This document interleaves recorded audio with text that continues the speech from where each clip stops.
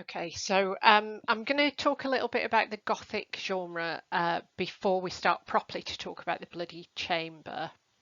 Um, you're not going to make any sense of this unless you've read the Angela Carter stories, though. So if you haven't done that yet, you need to go back and find the Easter tasks from Teams.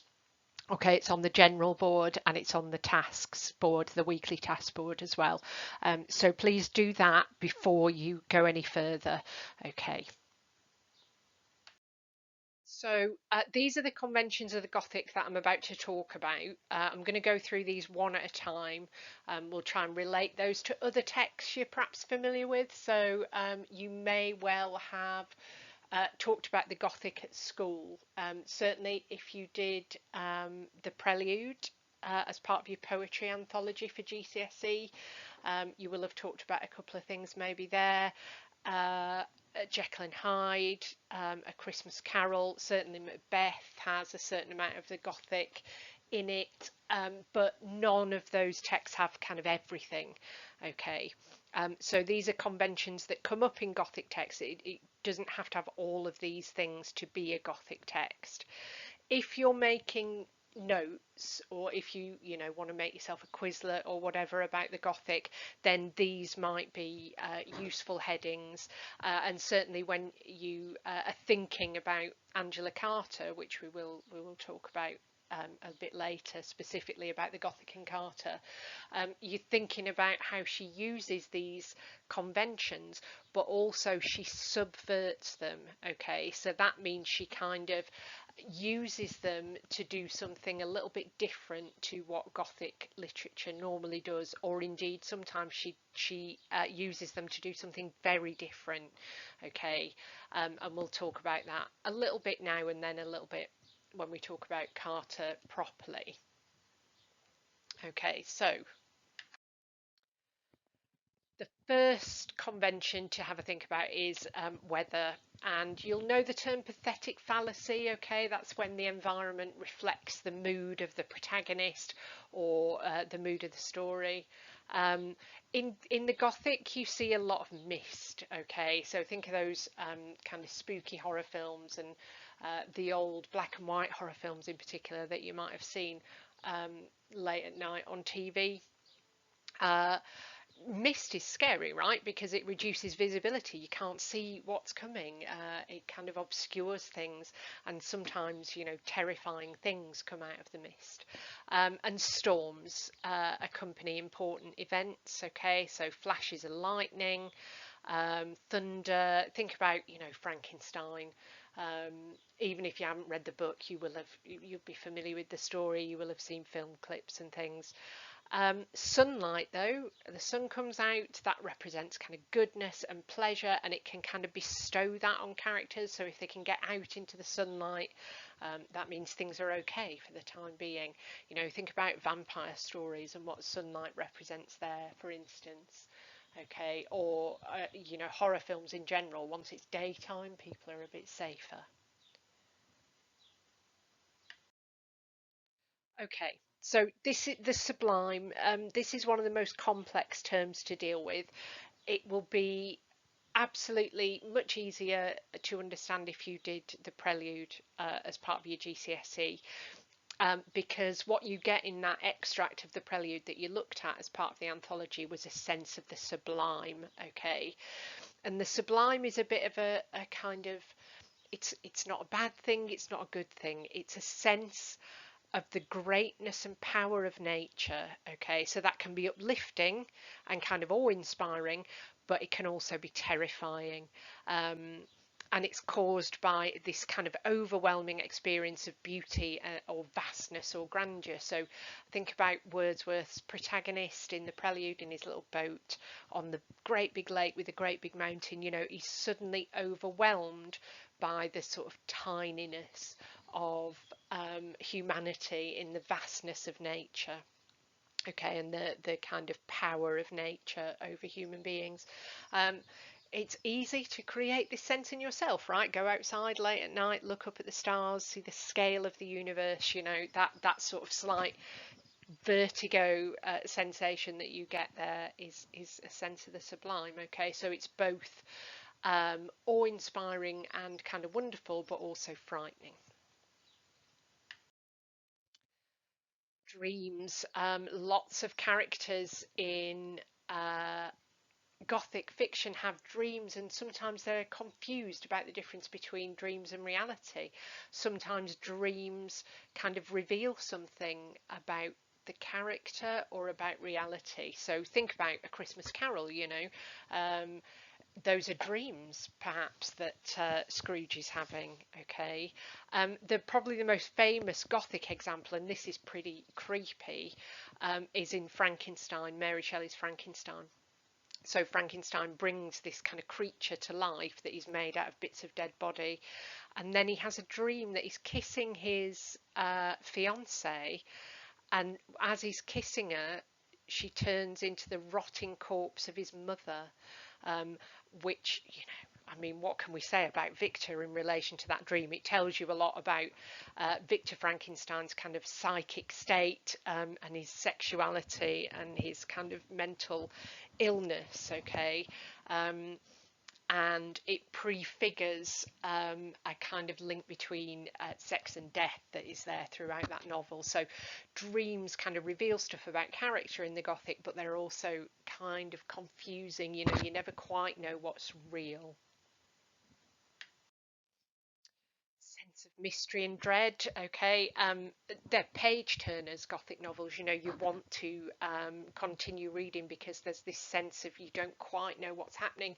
You're dreading something terrible happening. There's a sense of anticipation. And that also happens to protagonists in text. So think about horror films where people hear spooky noises and then they go and look at what they are, rather than running away like a sensible person would do. That's what we do as readers, right? Or as viewers. We should really stop reading or turn it off because it's frightening, but we don't because we want to know. We have this sense of curiosity. Not always supernatural things in the Gothic. Gothic is not quite the same as horror, um, but often there is a supernatural element in the Gothic. So it could be an object or a kind of being like a vampire or a ghost. The terrible thing about the supernatural in the Gothic is not that it will kind of hurt you necessarily, but that it doesn't adhere to the kind of rules. So it doesn't adhere to the laws of nature or God or humans, that it's somehow kind of outside of nature, which is what supernatural means, of course. And then there's people, right? In the Gothic, then there aren't really kind of innocent protagonists. Mankind has a dark side in Gothic fiction. So that could be revealed in terms of darkness is like an intrinsic, an important central part of humanity. Um, or it could be that there's a bit of ambiguity and ambivalence, like characters, their motivation isn't entirely clear, they're not entirely good or bad.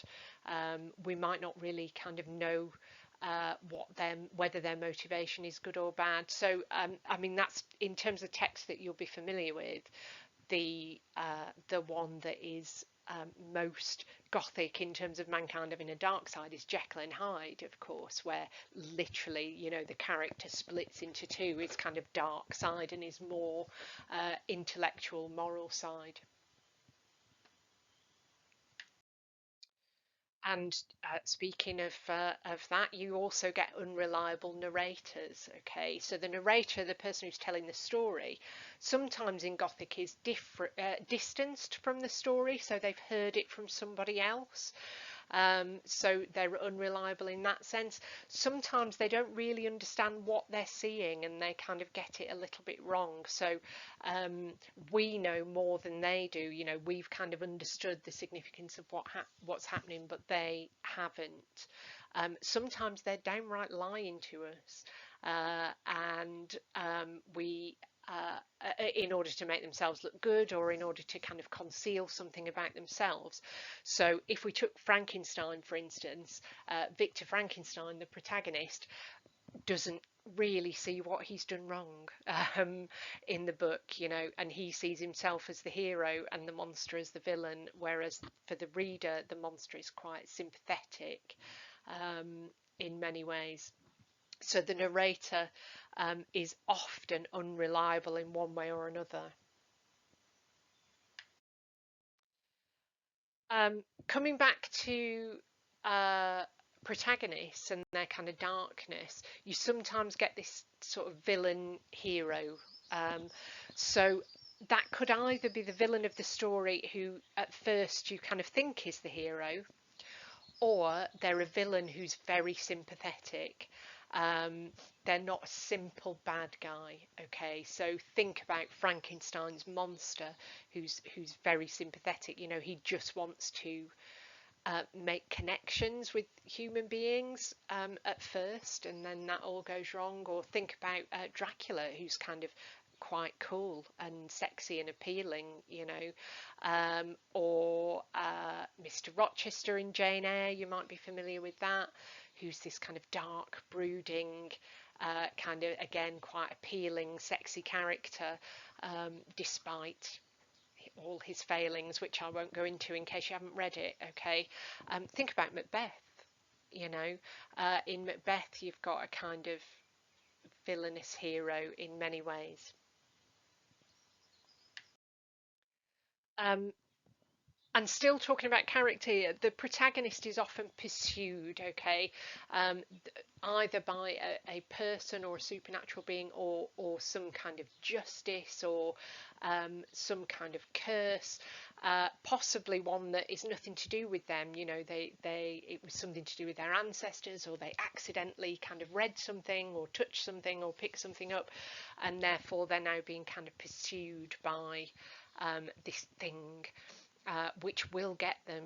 So in a kind of very pure form, you can see that in something like Frankenstein, where Dr. Frankenstein is being pursued throughout by the monster representing his kind of guilt. Or I don't know if you've seen the film It Follows. This kind of reduces the idea of pursuit to pure pursuit. It's a great film, but scary. Um, Often uh, there is an outsider. Now, that might be the protagonist, it might be the villain. Um, it cuts across virtually all Gothic fiction, okay? Some kind of outsider, somebody who's excluded from society, and we'll see that quite clearly in Angela Carter's fiction. And this is a really important one for Angela Carter because she completely subverts this, okay? So she uses the kind of idea of the distressed heroine, but she uses it in a really challenging way, in a way that challenges the genre and sort of social norms. So the distressed heroine, this is the woman with like heaving bosom in a white nightdress running around a dark house being pursued by some kind of villainous creature or supernatural force, okay? Her role in the narrative is to be in danger, sometimes to suffer, sometimes to be rescued, but quite often not to be rescued. Sometimes, it's her fate um, to be not rescued and to be killed. And then strong moral closure. Again, this is something that Angela Carter subverts fantastically well.